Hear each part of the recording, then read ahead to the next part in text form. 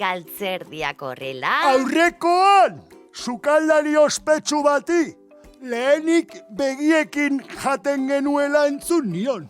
Begiekin jan, gaizki entzungo zenuen.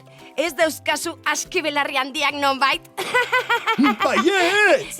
Begietatik sartzen etzena, etzela ahotik sartzen ere esan zuen. Aizu, niri marrubiak ahotik sartzen zaizkit, baina begietatik ez. Aizue, begiratu alduzue, eguraldiaren iragarpena, arropa lehortzen jarri aurretik. Ateri mantenduko dela usaintzen dut. Ateri mantenduko dela usaindu? Asto txikik sukaldari ospetsu bati begiekin jaten genuela entzun bazion, zergatik ez? Eta begiekin jaten badugu, orduan zerekin ikusten dugu? Hori galdetzen dut nik. Begira, bi begi ditugu, bai. Bakoitzak irudi desberdin bat lortzen du. Bi irudi horiek atzean garunak elkartzen ditu irudi bat sortuz. Orduan, begirik gabe ezingo genuke ikusi, baina garunik gabe ere ez. Begiekin begiratzen da, baina ikusi garunak ikusten du.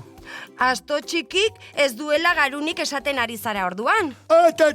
Nola ez dut garunik izango? Erropa guztiak elkarren gainean jartzen ari zara eta ez zara ohartu ere egin.